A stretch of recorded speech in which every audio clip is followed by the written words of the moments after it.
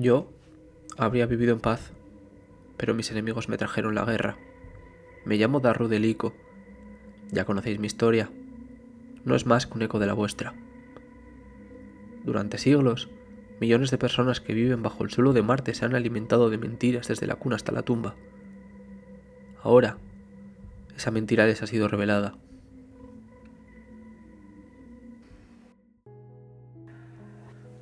Muy buenos días, aulladores, bienvenidos un día más a la Casa de Marte. Hoy vamos a analizar el capítulo 23, Fractura.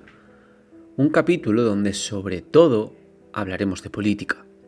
Hablaremos del método de gobierno de Darrow y discutiremos sobre si hace bien o hace mal al quedarse la comida para su grupo y no permitírsela al resto, ya que esto, por ejemplo, le otorgaría poder a Tito.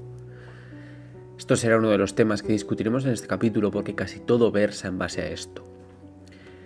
Así que antes de dejaros con la lectura, os voy a dar un pequeño aviso si tenéis muy buen oído. Creo que algún maullido de mis gatas se ha colado en el audio, que creo que no se va a notar, pero bueno, si eso pensad que son los lobos de la Casa de Marte y ya está. Luego, de todas formas, cuando estemos con el análisis, ahí sí que entiendo que alguno oiréis, pero bueno, que todos los males sean esos. Ahora, después de este aviso, os dejo ya con la lectura y nos vemos a la vuelta para hablar de este capítulo número 23. Hasta pronto.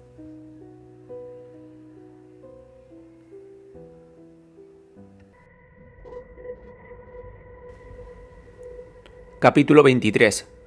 Fractura. Aunque dormimos bajo el mismo techo, la casa tardó apenas 4 días en dividirse en 4 tribus. Antonia, quien por lo visto es el retoño de una familia que posee un cinturón de asteroides considerable, se lleva a la clase intermedia. Los charlatanes, los quejicas, los cerebritos, los dependientes, los peleles, los snobs y los políticos. Tito se lleva, sobre todo, a la clase superior o intermedia.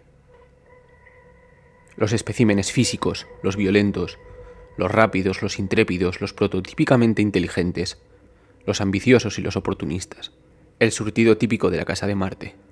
La prodigiosa pianista, la silenciosa Cassandra, es suya. También el irascible Pollux y el psicótico Vixus, que tiembla de placer ante la idea de clavar el metal en la carne. Si Casio y yo hubiéramos planeado mejor nuestra estrategia, podríamos haberle robado los superiores a Tito. ¿Qué demonios? Podríamos haberlos tenido a todos dispuestos a seguirnos solo con decirles que tenían que obedecer. Al fin y al cabo, Casio y yo fuimos los más fuertes durante un breve instante. Pero luego le dimos a Tito la oportunidad de intimidar y a Antonia la de manipular. Mierda de Antonia, digo. Casio se ríe y menea la cabeza mientras nos dirigimos hacia el este por las montañas en busca de más cajas ocultas de suministros. Mis largas piernas pueden recorrer 1 kilómetro fácilmente en menos de 1 minuto. Bueno, es lo que se esperaba de ella. Si nuestras familias no hubieran pasado las vacaciones juntas cuando éramos pequeños, la habría acusado de demócrata el primer día. Pero ella no es nada de eso. Más bien es como un César o... ¿cómo lo llamaban? Presidentes. Un tirano disfrazado de persona necesaria. Es como un zurullo plantado en el cuenco del Bebercio. ¿Pero qué condenados demonios significa eso?, pregunta Casio entre risas. El tío Narol podría habérselo dicho. ¿Perdón? Ah, se lo oía un rojo superior en Yorkton. Significa que es una mosca en la copa. ¿Un rojo superior?, resopla Casio. Una de mis niñeras lo era, ya lo sé, raro. Pero la mujer me contaba historias cuando quería dormir. Qué bonito, digo. A mí me parecía una sabionda relamida. Intenté decirle a mi madre que le callara la boca y que me dejara en paz, porque lo único que quería hacer era hablar de valles y de romances sombríos que siempre terminaban con una u otra tristeza. ¡Qué criatura más deprimente! ¿Qué hacía tu madre cuando te quejabas?, pregunto. ¿Mi madre? Me daba una colleja y decía que siempre se puede aprender algo de los demás, incluso de los rojos superiores. Mi padre y ella quieren parecer progresistas. Eso me confunde. Sacude la cabeza. ¿Pero Yorkton?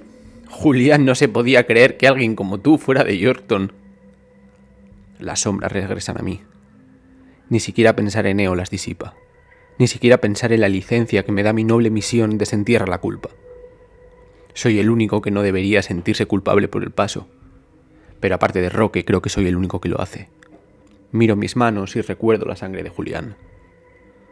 De repente Casio señala al cielo, hacia el sureste. ¡Por todas las condenadas llamas del infierno! ¿Qué es eso? Del Olimpo, el castillo flotante, caen multitud de parpadeantes medibots. Oímos sus lejanos aullidos.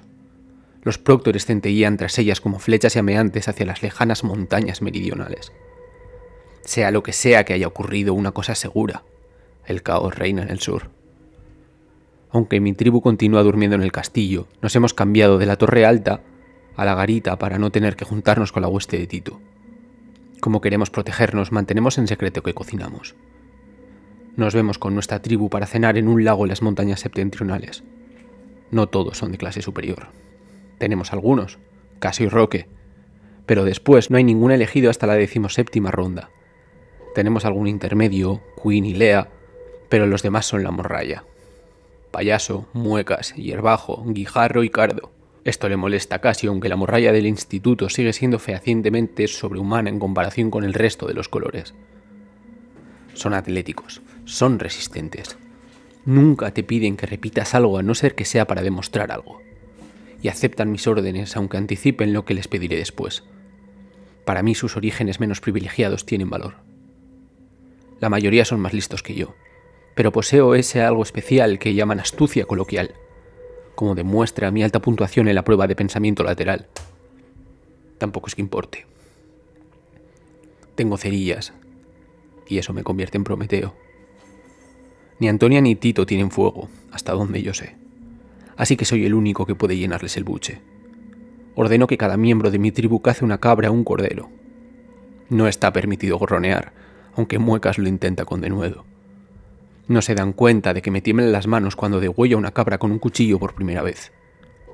Hay mucha confianza en los ojos del animal, seguida de la confusión por creerme aún su amigo. La sangre es caliente como la de Julián. Los músculos del cuello son duros. Tengo que cerrarla con un cuchillo romo, igual que Lea cuando mató su primer cordero, chillando mientras lo hacía. Hago que lo desuelle con ayuda de Cardo, y cuando no puede, cojo sus manos entre las mías y la guío, dándole mi fuerza. ¿Es que papá te va a tener que cortar también la carne?, se burla Cardo. Cállate, le ordena Roque.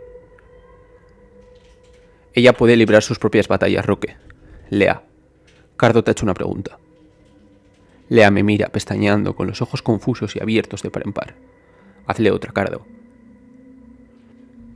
¿Qué vas a hacer cuando tengamos problemas con Tito? ¿Darás grititos también, niña? Cardo sabe lo que quiero que haga. Se lo pedí 30 minutos antes de que le trajera la cabra a Lea. Le hago una señal a Lea con la cabeza en dirección a Cardo. ¿Es que vas a llorar? ¿Te vas a secar las lágrimas con...? Lea grita y salta hacia ella. Las dos se echan a rodar mientras se dan de puñetazos. No pasa mucho hasta que Cardo tiene a Lea sujeta por el cuello con una llave. Roque se remueve inquieto a mi lado. Queen tira de él para que se quede quieto. La cara de Lea se está poniendo morada. Da golpes con las manos en las de Cardo. Luego se desmaya. Le doy las gracias a Cardo con la cabeza. La chica de rostro oscuro me responde con un lento bajar y subir de cabeza. Pero los hombros de Lea se ven mucho más fuertes a la mañana siguiente. Incluso hace acopio de la valentía suficiente para coger de la mano a Roque. También dijo que era buena cocinera. No lo es. Roque lo intenta, pero no es mucho mejor. Comerse la pintaza que han preparado es como tragarse esponjas secas y llenas de hebras. Ni siquiera Queen, con todos sus cuentos, es capaz de inventarse una receta. Cocinamos la carne de cabra y de ciervo en nuestra cocina de campamento a 6 kilómetros del castillo, y lo hacemos de noche en las quebradas para que la luz y el fuego no puedan ser vistos. No matamos a las ovejas, sino que las agrupamos y las dejamos en un fuerte al norte para mantenerlas a salvo. Podría traer a más gente a mi tribu con la comida, pero la comida es al mismo tiempo un peligro y una bendición. Lo que Tito y sus asesinos harían si se enteraran de que tenemos fuego, comida y agua limpia. Roque y yo estamos de vuelta en el castillo después de una pequeña exploración al sur cuando oímos ruidos provenientes de un pequeño grupo de árboles. Cuando nos acercamos un poco más sigilosamente oímos gruñidos y cortes. Esperamos ver una manada de lobos destrozando una cabra, Miramos a hurtadillas a través de la maleza y descubrimos a 4 soldados de Tito arrodillados en torno a un cadáver.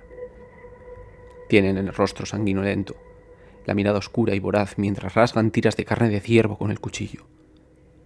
5 días sin fuego, 5 días de desagradables vallas y ya se han convertido en salvajes.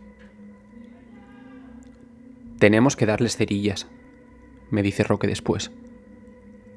Aquí las piedras no sueltan chis por más que las frotes. No, si les damos cerillas, Tito tendrá más poder. ¿Qué más da eso ahora? Si siguen comiendo carne cruda se van a poner enfermos, ya están enfermos. Pues que se cagan en los pantalones, hay cosas peores. Dime, Darrow, ¿sería peor que Tito tuviera el poder y Marte fuera fuerte? ¿O que Darrow tuviera el poder y Marte fuera débil? ¿Mejor para quién? Pregunto con petulancia. Roque se limita a sacudir la cabeza. Que se les pudran las condenadas tripas, opina Casio. Ellos se lo han guisado, pues que se lo coman. Mi ejército está de acuerdo. Me gusta mi ejército, la morralla, los inferiores. No están tan cualificados ni tienen la misma educación que los de clase superior. La mayoría de ellos se acuerdan de darme las gracias cuando les proporciono comida, cosa que no hacían al principio. No salen a chulearse detrás de Tito en incursiones de medianoche solo porque eso les ponga cachondos. No. Nos siguen porque Casio es tan carismático como el sol, y bajo su luz parece que la sombra que proyecto sabe lo que está haciendo. No lo sabe. Ella, igual que yo, nació en una mina. De todos modos, parece que sí, que tengo alguna estrategia. Me los llevo al fondo de un barranco a trazar mapas en las digipizarras que encontramos en una bodega negada. Pero seguimos sin más armas que mi falce, algunos cuchillos y palos afilados. Así que cualquier estrategia que tengamos se basa en recabar información. Lo gracioso es que solo una tribu tiene idea de lo que está pasando, y no es la nuestra. No es la de Antonia, y desde luego que no es la de Tito. Es la de Sebro, y estoy casi seguro de que él es el único miembro de esa tribu, a no ser que ahora haya adoptado a los lobos. No resulta fácil saber si lo ha hecho o no. Nuestra casa no celebra cenas en familia, aunque de vez en cuando lo vemos correr de noche colina arriba con su piel de lobo, con el aspecto, como Casio describe a la perfección, de una especie de peludo niño demonio puesto de alucinógenos. Incluso hubo una ocasión en que Roque llegó a escuchar algo que no era un lobo, y que aullaba envuelto en el manto oscuro de las montañas. Algunos días Sebro camina por ahí de forma más o menos normal, insultando a todo lo que se mueve menos a Quinn. Hace una excepción con ella y le da carne y setas comestibles en vez de insultos. Creo que está pillado por ella, aunque ella está pillada por Casio. Le pedimos que nos hable de él, pero no quiere. Es una persona leal, y quizá por eso me recuerda a casa. Siempre está contando buenas historias. La mayoría, sin duda, mentiras recubiertas de oro. Hay una chispa de vida en ella, igual que la vi en mi mujer. Es la única que no llama trasgo a Sebro. También es la única que sabe dónde vive. Ni con todas nuestras exploraciones logramos hallar rastro de él. Por lo que a mí respecta, puede estar por ahí cortando cabelleras más allá de las montañas. Sé que Tito ha enviado rastreadores para acecharlo, pero no creo que tenga éxito. Ni siquiera logran seguirme a mí. Sé que eso saca a Tito de sus casillas. Yo creo que se está pajeando en los arbustos, ríe Casio, esperando a que nos matemos unos a otros. Cuando Lea llega cojeando el castillo, Roque nos busca a Casio y a mí fuera. Le han pegado, dice Roque. No muy fuerte, pero le dieron una patada en el estómago y se llevaron el trabajo de un día. ¿Quién?, grita Casio. ¿Quién ha sido la escoria? Eso no importa. Lo que importa es que tienen hambre. Así que deja de jugar al ojo por ojo. Esto no puede seguir así, lo apremia Roque. Los chicos de Tito están muriendo de hambre. ¿Qué esperabas que hicieran? Demonios, el enorme bruto está persiguiendo a Trasgo porque necesita fuego y comida. Si le damos eso, podemos unir a la casa y mantener la urbanidad. Puede que incluso Antonia haga entrar en razón a su tribu. ¡Antonia! ¡Razón!, pregunta Casio a carcajada limpia. Aunque eso pase, Tito seguirá siendo el que más poder tenga. Añado, y eso no es ningún remedio. ¡Ah, claro! Eso es algo que no puedes tolerar, que otro tenga el poder. Muy bien. Roque se estira sus largos cabellos. Habla con Vixus o Pollux. Llévate a sus capitanes si no queda otra. Pero cura esta casa, Darrow. De lo contrario, perderemos cuando otra casa venga por nosotros. El sexto día sigo su consejo. Sabedor de que Tito está fuera de rapiña, me arriesgo a buscar a Vixus en el torreón. Por desgracia, Tito regresa antes de lo esperado. ¿Qué pinta tan animada y llena de vida traes?, me dice antes de que consiga encontrar a Vixus en las estancias de piedra del torreón. Me impide el paso con su inmenso cuerpo. Sus hombros son casi igual de anchos que el muro. Siento que hay otro en el pasillo detrás de mí, Vixus y los otros dos. Se me encoge un poco el estómago. Esto ha sido una estupidez. ¿A dónde vas, si puedo preguntarlo? Quería comparar los mapas de nuestras exploraciones con el mapa principal de la sala de mando. Miento, sabiendo que llevo una digipizarra en el bolsillo. Vaya, así que querías comparar los mapas de las exploraciones con los mapas principales por el bien de Marte, noble Darrow. ¿Y qué otro bien hay?, pregunto. Todos estamos en el mismo bando, ¿no? Vaya, ¿estamos en el mismo bando? Tito estalla en una risa insincera. Vixus, si estamos en el mismo bando, ¿no crees que sería mejor que compartiéramos tus pequeños mapas? Sería mucho mejor, asiente Vixus. Setas, mapas, lo mismo da. Así que fue él quien atacó a Lea. Sus ojos carecen de vida como los de un cuervo. Claro, yo le echaré un vistazo por ti, Darrow. Tito me quita los mapas de reconocimiento. No puedo hacer nada para impedírselos. Cógelo si quieres, le ofrezco. Siempre y cuando sepas que hay fuegos enemigos lejos hacia el este y probablemente enemigos en los grandes bosques hacia el sur. Saquea todo lo que quieras, pero que no te pillen con los pantalones bajados. Tito lisquea el aire. No me estaba escuchando. Ya que estamos compartiendo, Darrow, olisquea de nuevo cerca de mi cuello.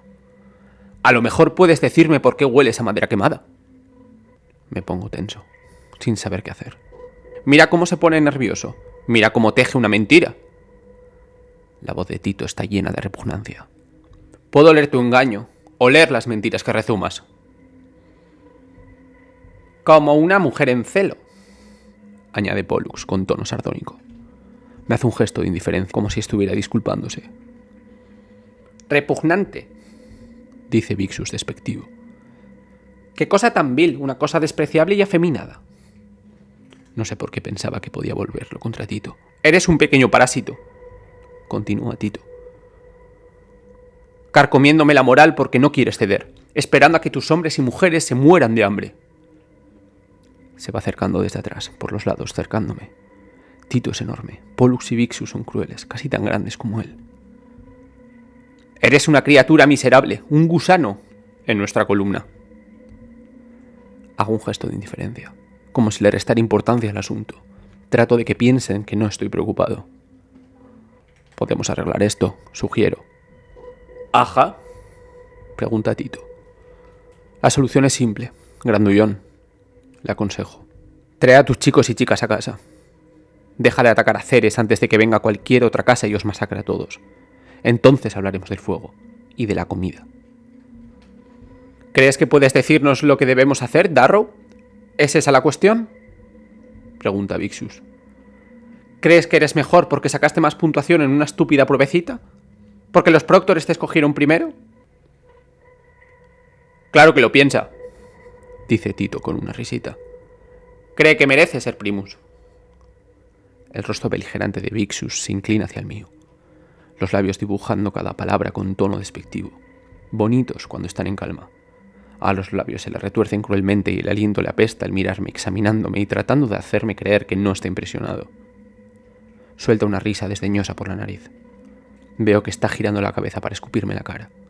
Dejo que lo haga. Una masa viscosa de flemas me alcanza y se escurre despacio por mi mejilla hacia los labios. Tito me observa con una sonrisa lupina. Le centellean los ojos. Vixus lo mira en busca de apoyo. Pollux se acerca. Eres una pollita mimada, dice Vixus. Su nariz casi roza la mía. Así que eso es lo que me vas a dar, buen hombre, tu pollita. O podrías dejar que me fuera, sugiero. Parece que estás bloqueándome la puerta. Se ríe mirando a su amo. Está intentando aparentar que no tiene miedo, Tito. Intentando evitar una pelea. Me clava la mirada con esos ojos dorados y muertos. He destrozado a estirados como tú en los clubes de duelo miles de veces. ¿De verdad? Pregunto incrédulo. Los rompí como ramitas y luego me llevé a las chicas por diversión, como los he avergonzado delante de sus padres.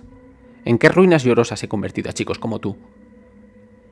Pero Vixus, digo con un suspiro intentando que no se me note el miedo y le aire la voz. Vixus, Vixus, Vixus.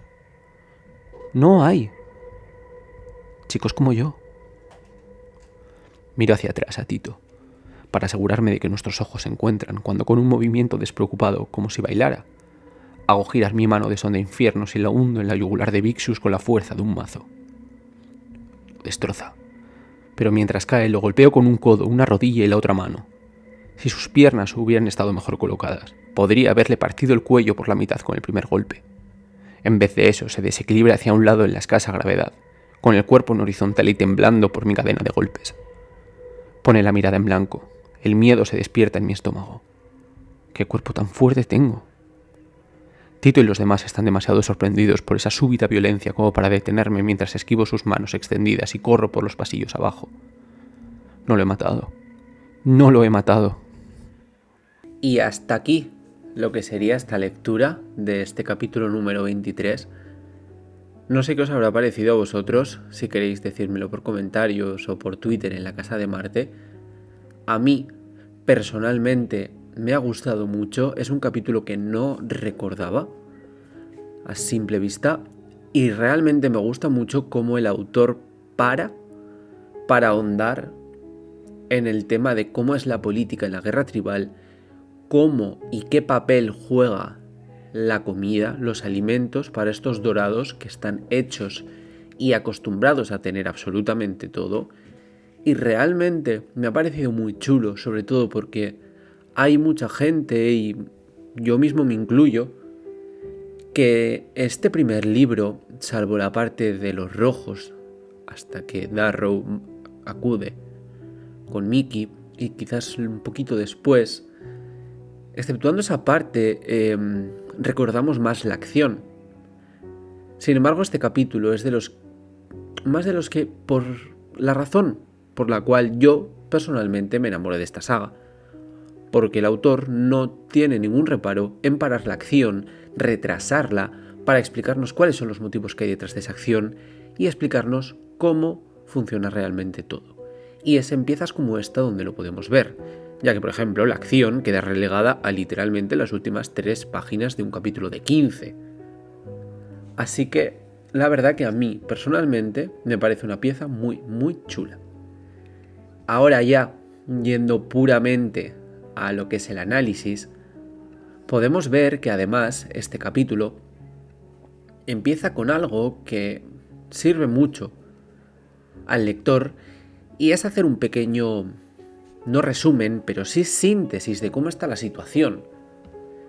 Quiero decir, en el anterior capítulo sucedieron cambios, ya que fue todo lo que vimos la semana pasada de que Casio hizo la propuesta y esta propuesta salió mal, no, fatal. Y aquí ya nos paran en el primer momento para decir, vale, ¿qué es lo que ha sucedido después de esto? Lo que ha sucedido es que tenemos 4 tribus, 4 gobiernos diferentes. Uno de ellos, anárquico completamente, que sería Sebro, que ha huido de la Casa de Marte, se ha escondido y punto, básicamente. De él hablaremos luego, de él hablaremos un poquito luego, ya que en este capítulo aparece y cuando aparece, cómo aparece. Pero bueno, volviendo a los que sí que tienen más presencia y se habla de ellos en el principio, y sobre todo sí tienen seguidores, de la primera de la que se habla es de Antonia. Se nos dice que pertenece, o más bien es algo que nosotros sabemos, pero aquí lo que se nos dice es que pertenece a una familia muy rica. Nosotros sabemos que se trata de la Jens Juli, de hecho es la hija menor. Es la hermana de Victra. Es una de las más ricas, esta Jens, poseyendo incluso minas, donde en una de ellas, que seguramente os hayáis dado cuenta, vive Liria, en Lágalos. Los estudiantes de la Casa de Marte, ya volviendo al presente, que van con ella, son una mezcla de los ingredientes que cimentan a esta dorada. Son inteligentes, políticos, acomodados y dorados corrompidos. Está muy bien porque en este pequeño resumen que hace de quiénes son los seguidores de cada cual, quién pertenece a cada tribu, al final nos está diciendo mucho de cómo son los que las gobiernan. Porque si te siguen es porque comparten tus ideales. Por lo que a través de los que están con ellos, les conocemos. En segundo lugar, nos habla de la tribu de Tito. El grupo que va con él está formado por la tiranía, el poder cimentado sobre la violencia, la crueldad, aquellos que dan mayor importancia a la fuerza física que a la inteligencia. Los que auparían un imperio basado en el miedo, aprovechándose de los inferiores y otorgando este a los superiores. Ya de la última tribu, que sería la que forman Cassio y Darrow como cabezas, hablaremos un poquito después, cuando se nos presenta un poquito al grupo, a los inferiores, a Cardo, a Muecas y demás, así que esto ya lo vamos a dejar para un poquito más adelante. Aquí, para que nosotros notemos cuáles son las razones de que esto se haya dividido, se nos vuelve a repetir el tema de que Cassio y Darrow fueron los más fuertes durante un breve instante, pero titubearon, y al titubear le dieron a Tito la oportunidad de intimidar y a Antonia la de manipular. Y es que aunque en realidad suene presuntuoso el hecho de decir que ellos fueron los más fuertes por un momento, es cierto. Si Cassio, en lugar de proponer, se hubiera impuesto, la Casa de Marte hubiera bailado a su son. Pero no sería tan honorable ni correcto. Claro que ahora pagan el precio. La forma de Tito, la de su gobierno me refiero, asciende rápido. No necesita de unas bases firmes para sustentarse y la telaraña de Antonia se teje en un segundo, a la más mínima oportunidad. El titubeo de Darrow y Cassio les permitió hacerlo. Pero si se hubieran impuesto, no serían ellos. No encarnarían sus valores, no sería su tipo de liderazgo, más lento, más sosegado, pero duradero, propicio y magnánimo. Esa es la diferencia entre ellos. Además, también tenemos la oportunidad de conocer un poquito más a Antonia. No a nivel de que salga, pero sí se habla de ella. Y sobre todo, se perfila cuál es su forma de ser. Me refiero a cuando Cassio se refiere a que si no la conociera pensaría una cosa de ella por cómo está actuando. ¿Esto qué nos quiere decir? Que al no conocer en profundidad a Antonia, Brown nos tiene que dejar citas como esta, donde podemos ver que alguien que le conoce le tacharía de algo que no es, por sus actos, su discurso, haciéndonos ver que por conveniencia cantará una canción o cantará otra. Esa es la diferencia y ese es el carácter de Antonia. Aquí, en esta conversación en la que nos cuentan esto sobre Antonia, que es cuando literalmente Darrow no se puede contener de la ira que tiene y realmente creo que es asco lo que siente por Antonia, vemos que maldice y comete un pequeño error, un pequeño desliz, mejor dicho, y es que maldice como un rojo. Esto hace que Cassio se dé cuenta porque de hecho ni siquiera entiende la palabra que ha dicho Darrow, y es que la imagen de Darrow no es perfecta. El Son de Infiernos tiene un problema de contención de la ira. En ocasiones explota y no mide las consecuencias, algo que veremos más bien a partir de ahora, en el segundo libro, en el tercero, pero bueno, en el pequeño ya tenemos retazos como este. Aquí, enfadado con Antonia, vemos que de sus labios escapa una maldición propia de los rojos, como veníamos diciendo, haciendo que Cassio se quede ojiplático. A partir de esta conversación nos cuenta Cassio que él fue cuidado por una roja superior, cuando ese trabajo lo tendría que haber hecho un marrón, que son los que se dedican a las tareas domésticas. Gracias a esto conocemos también más a la familia Belona, la cual intenta ser progresista, al contrario que Augusto, por ejemplo, siendo también un hecho diferencial entre ellos y un motivo más para esa guerra civil que tienen desde hace una generación. Buscan la mezcla de colores su convivencia. Me refiero a los progresistas. Aunque con reservas, claro está. La soberana podría asesinarlos por ello. Son proclives a la mezcla cultural, pero no política, dejando a los dorados el liderazgo, quienes de hecho fueron hechos para ello. Casio mamó este progresismo desde pequeño, aunque por parte de sus padres sea más aparente que realista. Al haber tenido una niñera roja, lo cual como decíamos es raro, hace que Casio sea más abierto a nuevos planteamientos del sistema solar. Porque sus padres han escogido tener a esta niñera roja para tener una apariencia progresista. Pero Casio ha crecido con una roja. Y en cierta manera, por la edad, por el cerebro y por todo, él va a estar mucho más abierto a conversar con un rojo que alguien que no ha tenido ese pequeño acercamiento, podríamos decirlo. En el anterior capítulo podemos ver que cuando acaba, casi al final del capítulo, la guerra ya ha empezado entre otras casas, porque se veía un fuego en el horizonte y Darrow quejaba que por las circunstancias en las que estaban ellos, que estaban divididos, no podían ir a explorar. Aquí podemos ver que sigue la danza porque literalmente los próctores tienen que montar un centenar de Medbots que bajan desde el Olimpo. Y es que el tema es que las otras casas unidas ya bajo un falso primus han comenzado a danzar. Aunque todavía no hayan ido a por Marte, tiene una importancia capital. Saber que lo están haciendo mientras ellos están fragmentados hará que se pongan nerviosos, que quieran acelerar la situación, unificarse, echándole más leña al fuego que representa la guerra tribal de Marte. Es aquí donde, como hemos dicho antes, que al principio se mencionan los tipos de gobierno y las personas que lo forman, donde nos encontramos una pequeña descripción más del grupo que han formado Casio, Darrow, Roque y los demás, que son los que vamos a conocer ahora y que de hecho son un grupo que viven absolutamente en la mente de todos los lectores de esta saga. Por fin tenemos a los aulladores, aunque propiamente dicho tendríamos que hablar de futuros aulladores. Son Payaso, Muecas, Hierbajo, Guijarro y Cardo, la morralla del instituto, los inferiores, pero están ahí y nosotros, como relectores, sabemos que darán el callo. En el presente podemos ver cómo Darrow se compadece de ello, pues él también nació siendo el último en una tabla.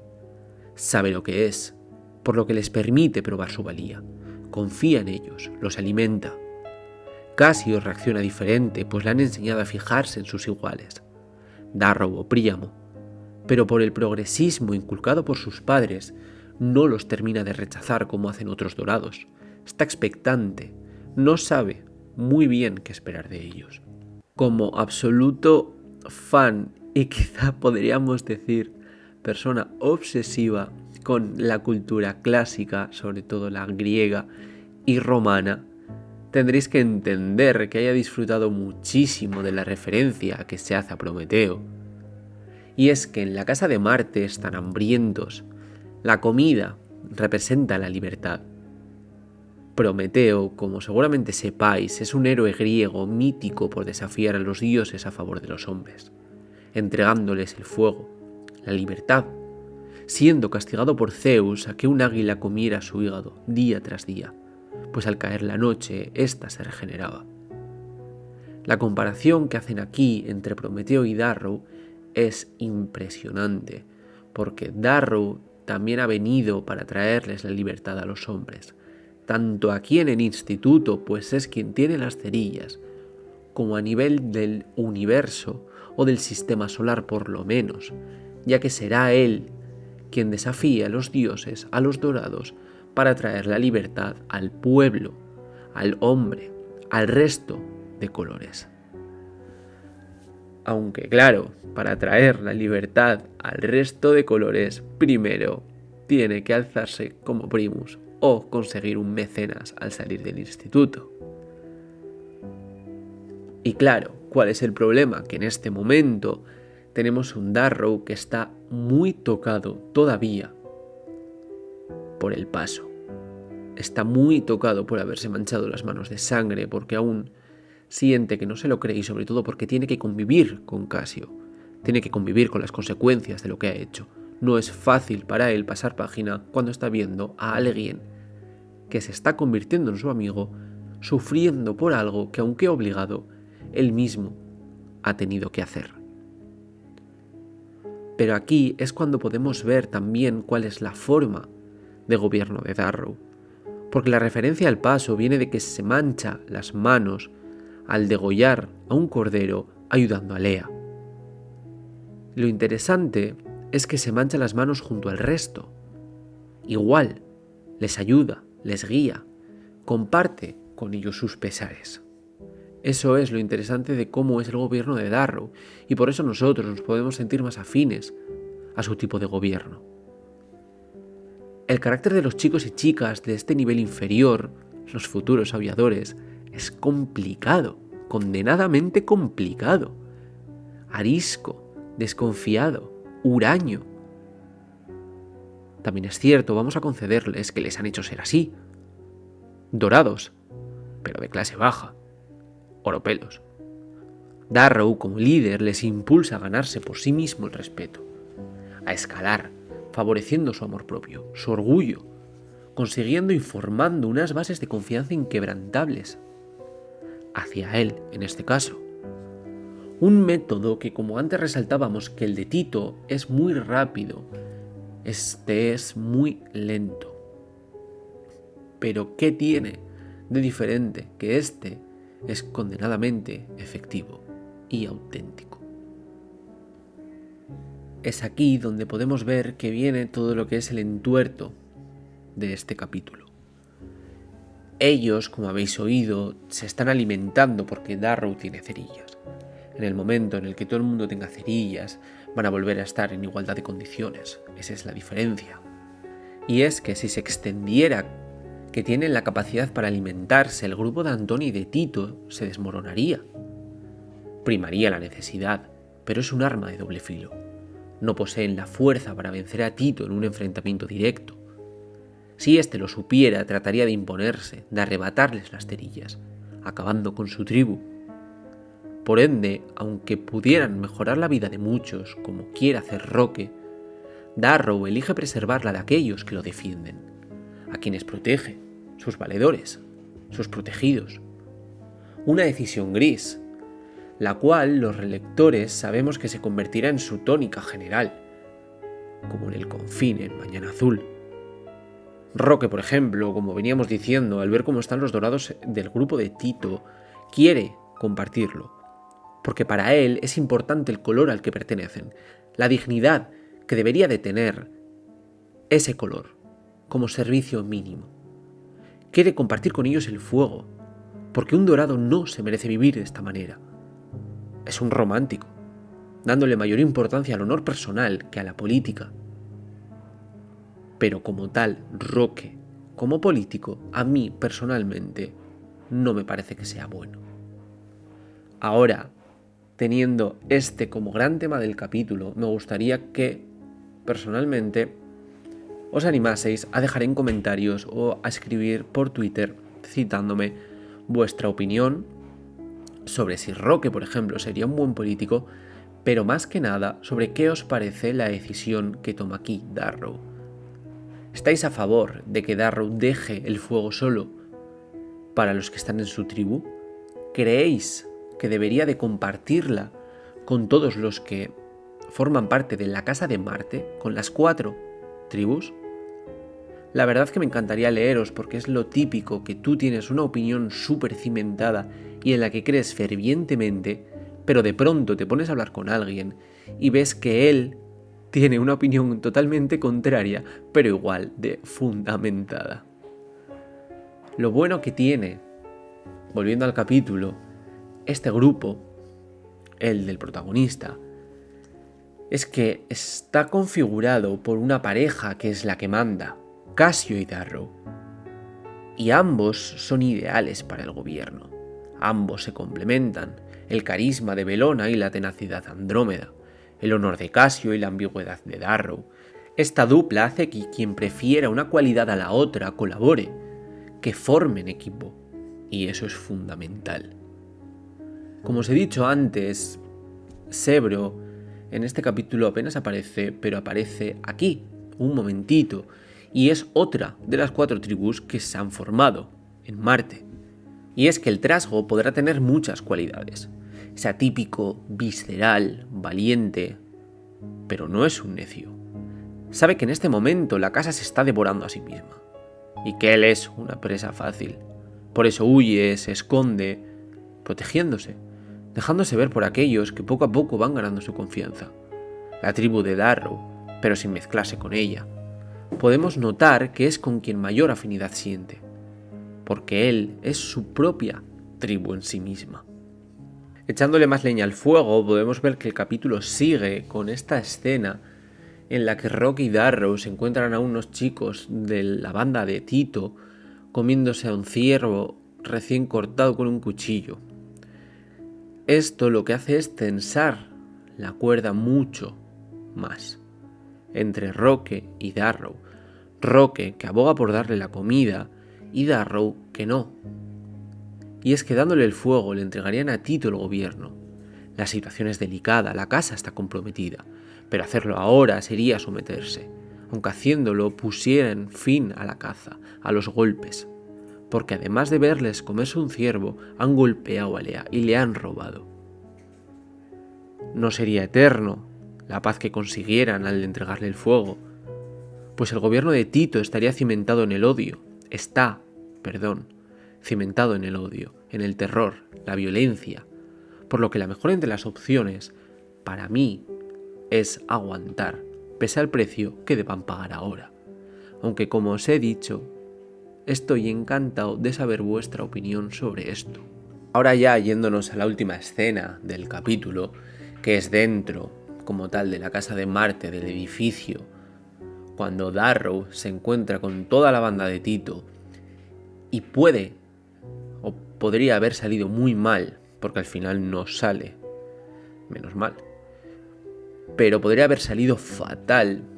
Podemos ver una cosa que a mí personalmente me ha gustado mucho, y es el punto de vista de Tito respecto a las acciones de Darrow. Ya que para Tito lo que está haciendo Darrow es esperar a que sus hombres y mujeres se mueran de hambre, los de Tito, dejando a Darrow así como un tirano, alguien que no le importa que mueran personas si son del bando contrario.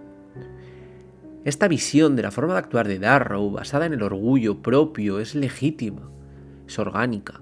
Podría ser que Darrow estuviera haciéndolo. Nosotros sabemos que no, porque le hemos visto cuidar a los futuros aulladores. Pero eso Tito no lo sabe, y Tito no conoce a Darrow. Tito piensa que Darrow es otro dorado más a quien el resto le importan un pimiento, y por eso tiene esta opinión de él. Cuando alguien actúa de esta manera, podemos pensar o creer que esas son las razones que oculta, las que le empujan a hacerlo. Sin embargo, como hemos visto antes, lo hace porque sabe que el gobierno de Tito no es el indicado. Pero solo lo sabe él.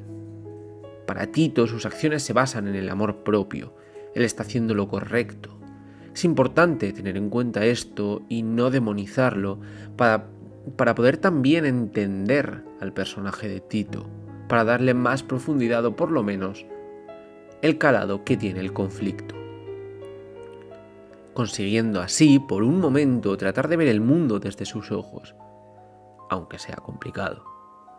Darrow, como veníamos diciendo antes, es gris, para su tribu blanco, para la de Tito negro. Y ser capaz de entender esta dupla es lo que hará que realmente tú entiendas a la perfección a Darrow. Él, en este conflicto, le propone a Tito que deje de atacar a Ceres. Y esto no lo hace a favor de su tribu, lo hace a favor de Marte, pensando en el conjunto. Pero el orgullo de Vixus le impide verlo. Se sienten superiores, haciendo que no sean capaces de escuchar a Darrow pese a que lo oigan. Para el grupo de Tito, el resto de tribus debería de claudicar, y no cesarán hasta que lo haya logrado, pese al coste. Toda esta discusión, como sabemos, porque lo acabamos de escuchar, desemboca en un enfrentamiento directo, en la escena como tal de acción de este capítulo. De la escena sí que me parece que hay poco que comentar, me parece una escena que está muy chula, que además por cómo está narrada estás completamente dentro de la escena. De hecho, yo lo he estado leyendo, he leído demasiadas veces este capítulo, pero lo estaba leyendo ya la última vez y decía, joder, es que estoy dentro, por la forma en la que está escrito, porque cuando Darrow llega se nota que tiene su orgullo y que sigue siendo el Darrow chulesco. Luego pasa realmente al miedo y se nota porque pasa a unas frases más largas, a unas pausas, y sin embargo en cuanto pone en movimiento el arma que es su cuerpo de dorado, cambia otra vez y se convierte en ese segador que llegará a ser, porque absolutamente es épica, épica, épica, porque es frase corta, punto, frase corta, punto, frase corta, punto, y esto es literalmente una herramienta de la épica, porque no sé si sabíais, a mí me pareció un detalle súper curioso cuando hice uno de los, pues bastantes cursos, la verdad, ya de narrativa, que me explicaron cómo escribir épica y cómo transmitir ese sentimiento de me falta el aliento, de esto está siendo lo más épico que he hecho en mi vida.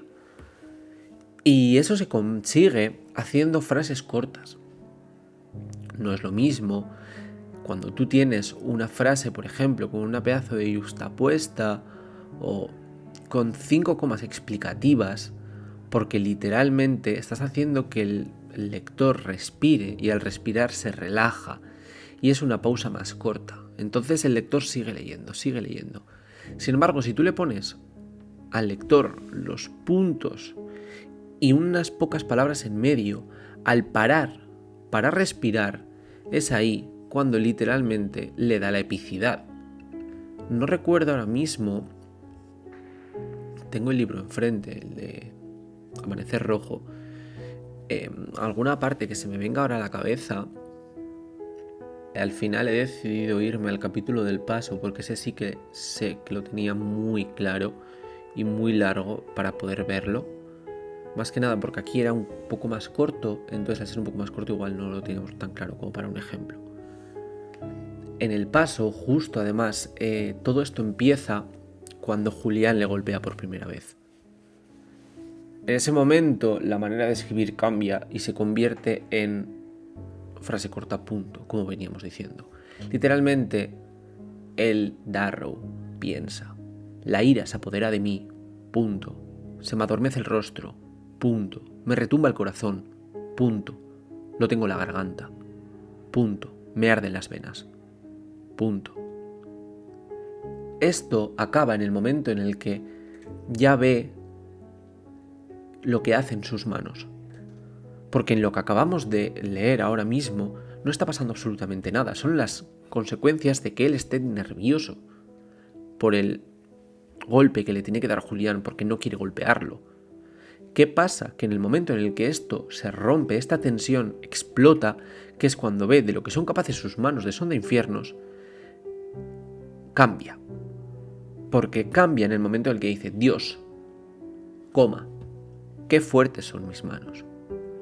De manera que tú lo estás leyendo y te acaba faltando la respiración porque es parar de manera muy repetitiva hasta que ya te da ese pequeño descanso de meterte una coma en medio y es justo cuando mentalmente el personaje descansa. Así que con esto nos despedimos por hoy, que de hecho es algo que no contaba con contar, pero bueno, la verdad que estoy encantado siempre de hablar de narrativa. Si alguien ha llegado hasta aquí, pues eso que se lleva. Y oye, yo qué sé, si escribís, pues eso que os lleváis, que a mí me ha servido mucho y que parece un truquito tonto, pero funciona. Creedme que funciona. Así que nada, hoy lo dejamos hasta aquí. Volveremos la semana que viene, que además de decir buenos días aulladores, tendremos que decir feliz Navidad. Y poquito más. Un abrazo enorme para todos. Gracias por haber llegado hasta aquí. Como siempre tendréis entre semana actualizaciones del capítulo en Twitter, La Casa de Marte. Y poquito más, salvo deciros lo mismo de siempre, que ya os lo tenéis que saber. Pera, ad astra.